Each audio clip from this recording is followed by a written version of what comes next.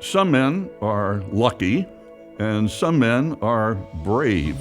But Captain James E. Stein must be among the luckiest brave men who ever flew a helicopter in combat. He saved many lives and survived being shot down a total of 10 times, once losing 3 scout helicopters in a single day. James Stein was born in 1946 and was a 5-sport letterman in high school who went on to play college football at Southern Utah and worked heavy construction for his father on dam projects in California. To say he is from a military family is an understatement. His father and 7 uncles served in the Army, the Navy, or Air Force during World War II in Korea. His brother Tom served as an Army Huey crew chief. Drafted into the Army in 1966, Jim was commissioned an engineer second lieutenant in 1967 and then attended flight school. His first assignment as an Army aviator was, of course, Vietnam. In April 1969, he found himself reporting into the 335th Assault Helicopter Company, the Cowboys. During his service with the 335th, Stein flew Huey Slicks and Bravo gunships over the Mekong Delta. Jim especially loved to fly Nighthawk missions to help troops caught in ambushes. He was devoted to his unit and its mission and became one of the most trusted and respected pilots in the unit. He would recount years later that, quote, "As a member of a helicopter crew, you experience one of the tightest bonds the military has to offer. One thing you find is that in a helicopter unit, you all learn to count on each other. What one does is in relation to what the others do. If a helicopter goes down, you count on a unit helicopter for the rescue.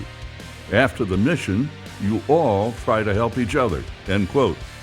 A true leader, he voluntarily extended, spending 21 months in Vietnam and took no leave at all. Returning to the States at Fort Carson, Colorado, he completed a civilian fixed-wing course, becoming an Army dual-rated aviator, and then volunteered to return to Vietnam. He first transitioned to the OH-6 Cayuse Loach at Fort Rucker. In March 1972, he was assigned to the famed 717th Air Cavalry, known as the Ruthless Riders, just as North Vietnam launched its massive Easter offensive. Now a captain and platoon leader, he joined B Troop, the Aero Scout platoon, known as the Scalp Hunters, in the Central Highlands. Every member of the Scalp Hunters had to volunteer for that very hazardous duty. His scout mission in the Loach was much different from his first tour missions in the Huey. The scout mission involved slow, low-level reconnaissance, looking for the enemy, finding him, and determining his intentions, engaging him to develop the situation, always teaming with Cobra attack helicopters to increase chances of survival. It also placed him in the right place at the right time to effect the rescue of downed air crews and besieged American advisors, as well as helping to extract wounded soldiers. His greatest reward was the chance to save lives, and he saved many. He became an inspiration to all who heard of his extraordinary feats. Many said he was the bravest man they'd ever known. He flew with a mindset, quote, "You can be scared, but you can never be afraid to do it," end quote. On June 19, 1972, Jim was shot down for the 10th and last time.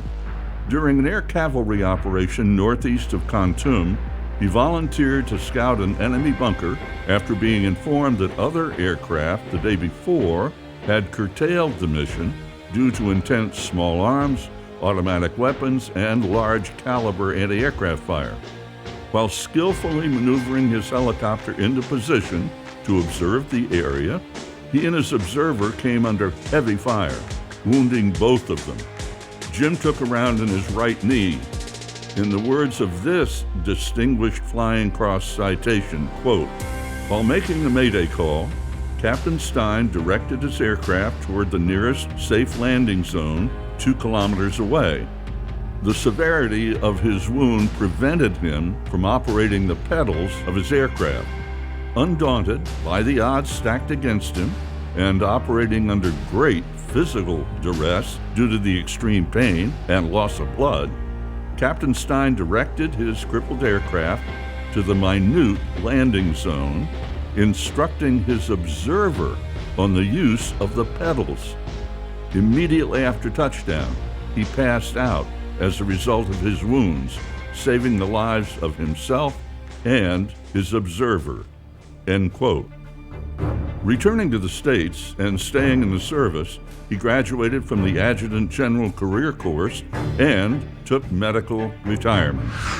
After the service, Jim just kept on giving of himself by helping other amputees take up skiing for both physical and mental therapy. With the U.S. ski team, he helped organize fundraising celebrity ski races, and during the summers, he organized many amputee golf tournaments, including 2 national-level events. In addition to his 2 Silver Stars, Jim has received 4 Distinguished Flying Crosses, 2 Bronze Stars, 94 Air Medals, 2 with V for Valor, the Purple Heart, and the Vietnamese Gallantry Crosses with gold and silver stars. Legendary Aero Scout pilot Jim Stein is the epitome of an Army aviator. He is the personification of bravery, skill, and selfless sacrifice in devotion to duty to his country, to his unit, and to his comrades. His deeds serve as timeless examples for the generations of Army aviators that follow. Please welcome to the Army Aviation Hall of Fame, Captain James E. Stein.